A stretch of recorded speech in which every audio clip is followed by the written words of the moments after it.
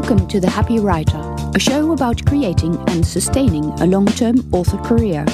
My name is Patty Jansen, writer of science fiction and fantasy. I've published independently since 2011. This show covers motivation, diversification, learning new skills, and your place in your career. Come on in and be happy.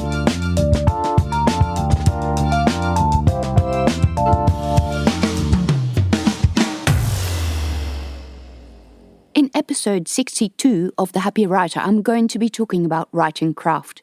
You have probably noticed that I carry on a lot about the quality of your book, and I think it is vitally important. I also think that these days self-published writers don't put half as much as attention on this as they should. It used to be that in the old days we used to go through years and years of workshops and creative writing courses and stuff like that. And there are still writers who do that. But more often than not, writers just bung up their first efforts on Amazon and are then surprised that it doesn't sell.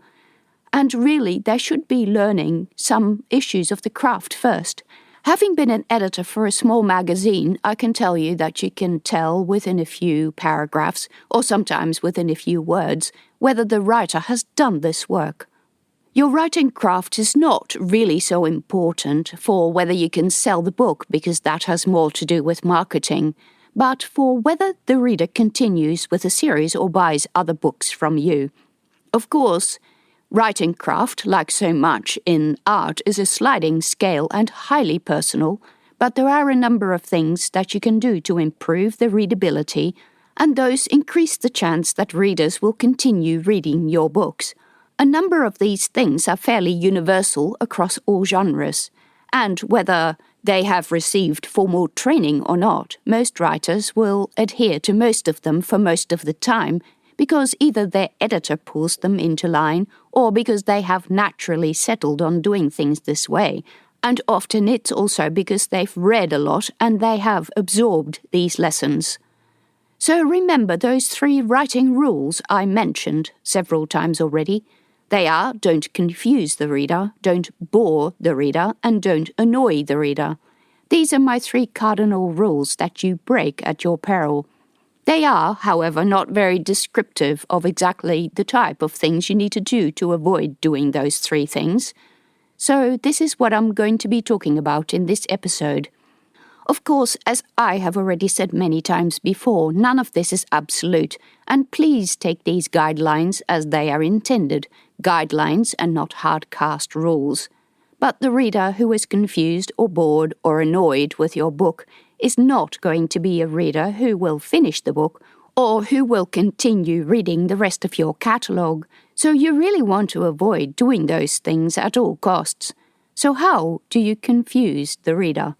I'm starting with this because it is the most commonly broken principle of the 3, especially early on in your manuscript. People talk a lot about how whether someone will buy a book will depend on the cover or the blurb or the look inside, but nobody really says terribly much about what the look inside should read like. For one, it should not be confusing. It should be clear from the outset, probably the first sentence, who the point of view character is. Name the character by their names.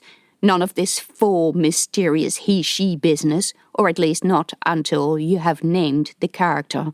Make sure the reader can understand what is happening. Less is more.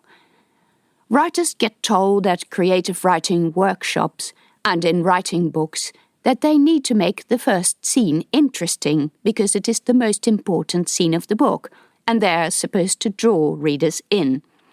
And as a result, the beginning writer will try to cram everything they think is interesting into the first scene, and this will make it so terribly confusing that no one is sure what is going on anymore. Don't do this. Less is better. If you are going to start with a scene, don't draw in all kinds of extraneous stuff that might have happened before or after, or that is related to the character's extensive backstory. Just keep it very simple and linear. Make sure that the scene establishes pretty quickly what is happening. You don't need to explain why it is happening. This can come later.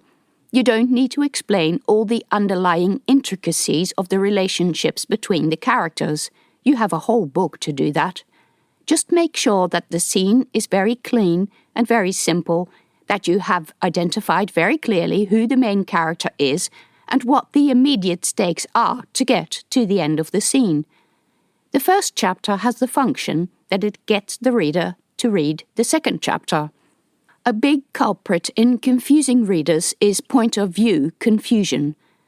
Make sure you establish whose head you're in and then continue describing events from the viewpoint of this character until the end of this scene. And don't swap points of view. Don't step back and tell the reader stuff that the main character, in their heads, would never know, because this overwhelms the reader and they start to wonder whose story this really is. Make sure that you don't overwhelm the reader with many different names of things or people that they're not familiar with. This doesn't just apply to science fiction and fantasy, but it is more likely to become a problem in those, especially if you use made-up names. If you're going to use made-up words and terms, use them very sparingly and make sure that readers can figure out from the context what the word means. Letting characters speak in the language that you've made up, even for just as little as a sentence, is going to make the readers gloss over the page. They can't read it, so what is the point of it? Don't introduce too many new characters, regardless of whether or not you made up the names, because you risk confusing readers right when they're starting from the beginning. So start simple, with a small group of characters, and make it clear what the relationship between those characters are, and keep everything that is not related to the scene out of it. If it's important, it will resurface somewhere else in the book. How do we bore a reader? There are two main ways that beginning writers do this. The first is by using tired cliches and tired settings. The reader will come to the look inside and will see that this is yet another waking up story, or a character looking at themselves in the mirror story, or a character fighting an evil dragon story. Not that there is anything wrong with those scenes, but they have been done so many times that a good proportion of readers will just roll their eyes and move on. You have to make the first scene interesting. Interesting. So this is where writers will go overboard and think that interesting needs to be weird. No, it doesn't. It just has to be something that the character is doing that can be an everyday thing, and you start the story at the point where something unusual happens. The character was on a bus and the bus stopped at a bus stop and someone unusual came in, or someone they already knew and hadn't seen for a long time. Readers wonder, what about this character? So they turn the page. The character arrived home and a strange package was on the mat. The character arrived at their work and the shop where they work burnt down, or it turned out that overnight the shop owner had died and the people who were waiting outside were the shop owner's feuding relatives who were contesting the will that left the shop to you. Stuff like that. It doesn't need to be super weird. In fact, it's best if it's not, because it will potentially confuse the reader less. But it needs to present an immediate problem, not the character waking up or going through the motions of training, or a character waking up and going to work and musing on the bus about how boring life is. Likely, most readers will have bailed at that point. There is another way in which writers can make their books boring, and that is through the prose. It's amusing that writers who have had well-educated professional lives and think that they can write as a result are absolute worst about this. They know how to write internal memos, and I'm sure you've received internal memos that were 2 paragraphs long, where really 1 sentence would suffice. People in business life are surprisingly tolerant of word salad.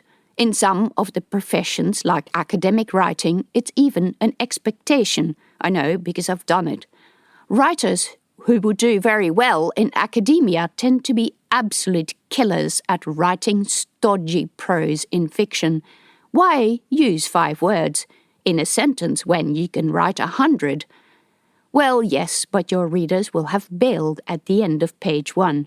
So if this describes you, I've been there and done that, got the award and the t-shirt, know that you have a bit of work to do to make your prose clean and to make each word work for itself. Another prose-related mistake is using the same structure and same words over and over because you've fallen in love with them. Writing tools such as Pro Writing Aid can help you with this. It tells you when you're using the same words close to each other, and it also tells you when you're using 3 sentences in a row with the same word. Now, if you're doing a lot of this, you think, I'm starting all the sentences with she, so once in every 3 sentences I'm going to use the character's name instead. Wrong. You might think, I'm using 3 sentences starting with the word she, so I'm going to put a prepositional phrase in front of one of the sentences. Things like, in fact, or you can start the sentence with and or but or however, and crutch words like this. They are not necessarily bad by themselves, but they are symptoms of a problem that you really need to vary your sentence structure. If this describes you, I would advocate that you try to reword a number of sentences completely when you're running into this type of problem. Not every sentence, but many of them can be completely reworded to say the same thing. Not tackling little bits here and there, but completely change it. I advocate that you delete sentences. Do you really need to say she walked into the room and opened the door?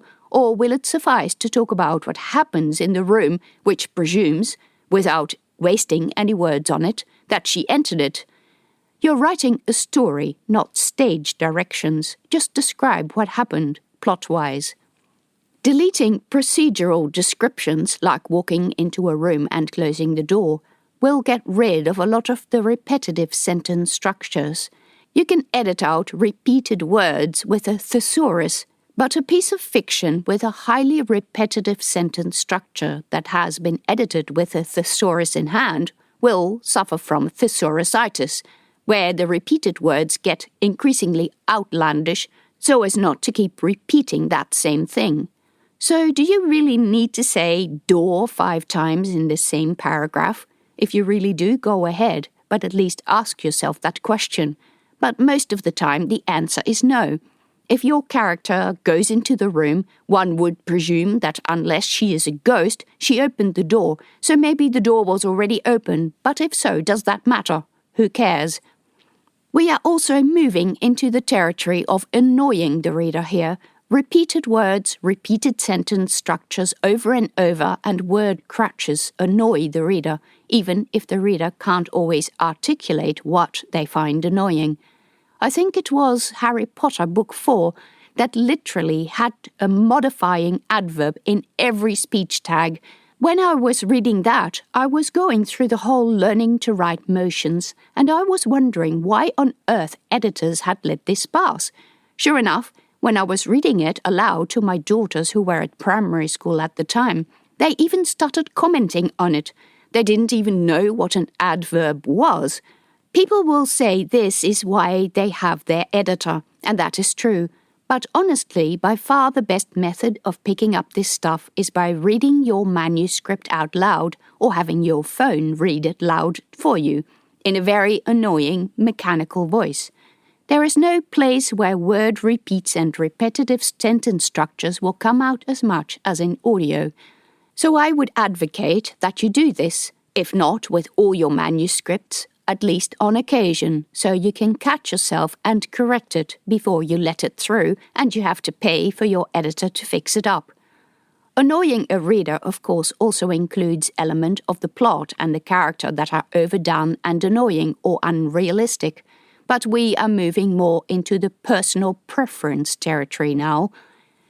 While seasoned fantasy readers will simply roll their eyes after a very cliched and overdone scene and character type and will think, oh no, not another orphan growing up in dirt-poor family who turns out to be a prince, there will also be a number of people who love those sorts of stories, so I wouldn't worry too much about this. At the level of drawing your readers in with Chapter 1, you're mainly looking at the type of scene you want to start with to draw them in to give them enough mystery for them to want to continue, not too much to overwhelm them. You want to do this in a language that is clear to understand, that is not annoying, repetitive, or stodgy, and that makes it clear what the stakes are and who the vehicle of the story is going to be. Writing craft is a kind of taboo subject in the world of self-published writers, but I also think that everyone should continue to learn, even if you're an old hand. You can learn from revisiting the basics because you may look at them in a different way or catch yourself having picked up habits that are not really the best. So in the next episode, I'm going to continue to talk a bit more about writing craft, in particular about info dumping. Thank you for listening to the Happy Writer Show. Check out links and information about other episodes on my website at pattyjansen.com, where you can also find out about my books. You can support me by subscribing to the show or on Patreon at patreon.com/pattyjansen.